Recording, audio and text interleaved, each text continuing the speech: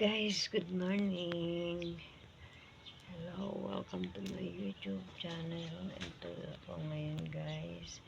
Nakaupo ko dito sa aking halamanan at nagtitrim ng mga mahabang buhok ng Bermuda grass.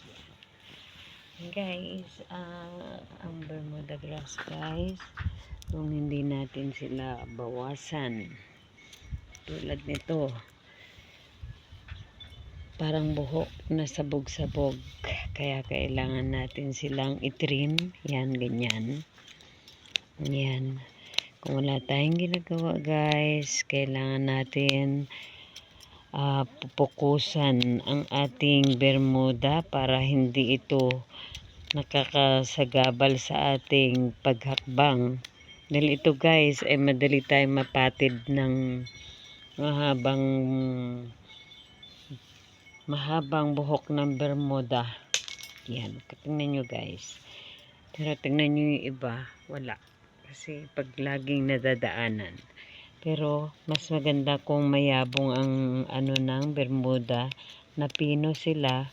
So kailangan natin alagaan ng ating Bermuda. Wag nating hiyaang humaba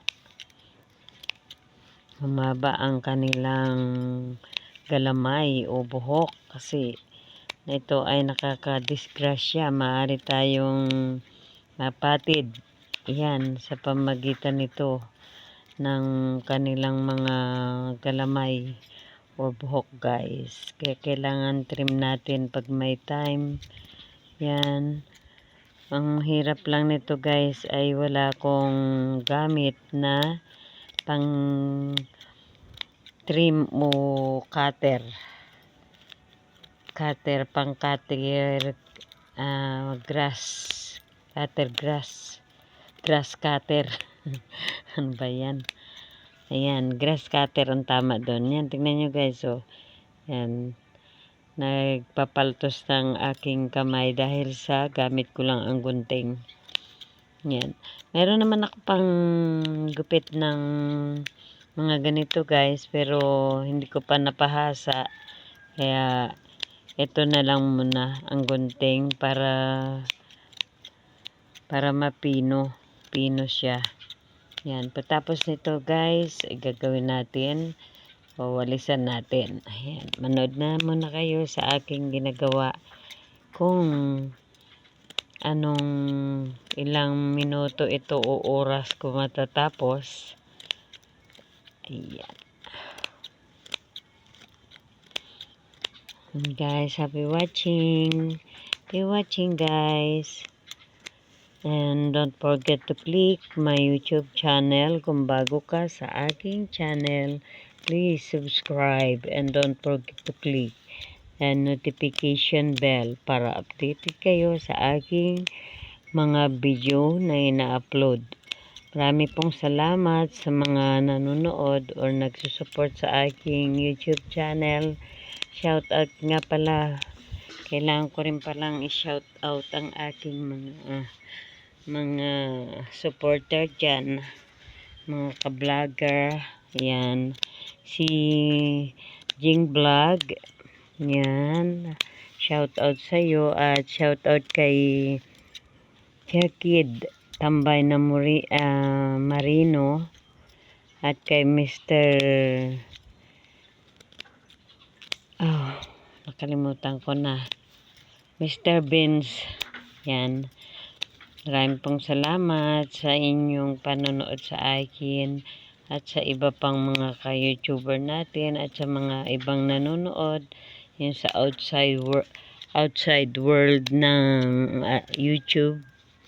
Yan, shout out po sa inyo, at sana po ay wag po kayong masawa sa panonood ng aking YouTube channel. Kahit simple lang ito, mayroon din tayong kapupulutan habang yung pinapanood ang aking YouTube channel. Kikita nyo kung ano ang magandang magandang pinapakita ko dito. Ayan. At mayroon din po ako mga short video. Ayan. And guys, diba? Yan ang sinasabi ko sa inyo guys. Iiwasan nyo magiging ganito ang inyong bermuda para hindi tayo mapapatid. Nakakapatid yan guys. Lalo pa sa mga bata. Ay pag yan na isabit sa kanilang mga tsinelas, maaari silang madapa. At siyempre sa mga may mga senior na rin na medyo hindi na masyadong makahakbang ng maayos, yan, ingat-ingatan nyo po sila dito sa mahabang galamay ng bermuda. Yan. Ito kasi guys, medyo matagal kong hindi naharap kasi alam nyo naman, marami rin akong ginagawa sa loob. Ang panahon ko lang na ay kapag may free time akong walang katulad niyan, wala akong ginagawa guys. Ito ang aking kinaabalahan. Yan. Diba? Madali lang naman yan i-trim.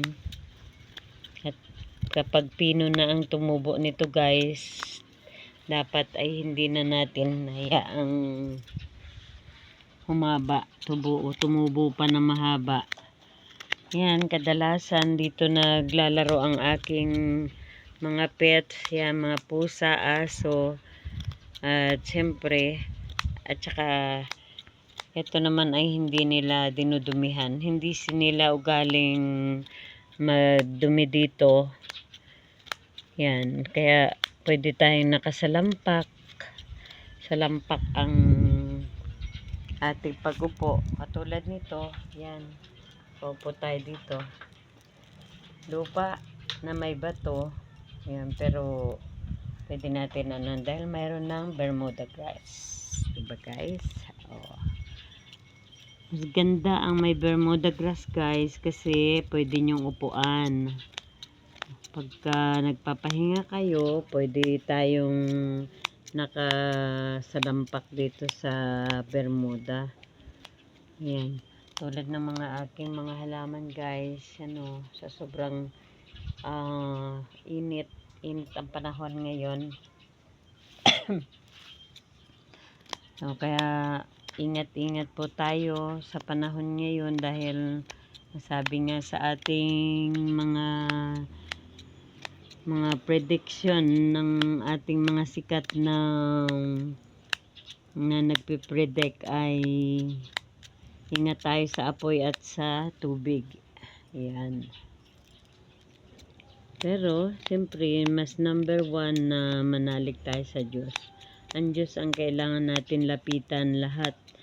Idaing natin sa Kanya ang lahat ng ikakaligtas ng bawat isa. Ayan, di ba guys? Yan. Ayan, di ba? May kakanta na kapitbahay ko. At syempre kailangan natin mag-ingat din sa ating kalusugan kasi hindi natin alam kung anong nag-aadyang mga sakit-sakit sa panahong ito sa 2026 year of the horse. Napakabilis ang mga plano, mga bagay-bagay na ating nasasagap. Yan. Pero number 1 guys ay mag-ingat tayo sa apoy. Dahil sa sobrang init, yan, kaya kailangan natin maglinis ng ating kapaligiran. At lagi tayong maghanda ng tubig sa ating mga timba. At wag din natin abusuhin ang paggamit ng ating mga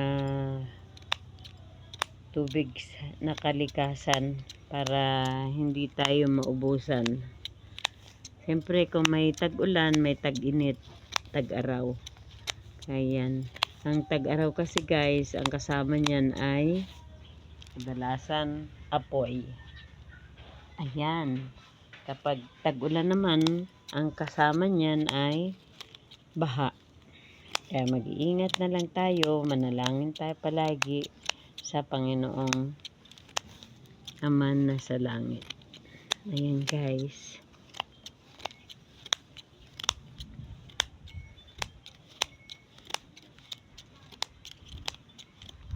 And guys, subscribe to my YouTube channel and Direct Vlog po. Happy watching. Happy watching guys.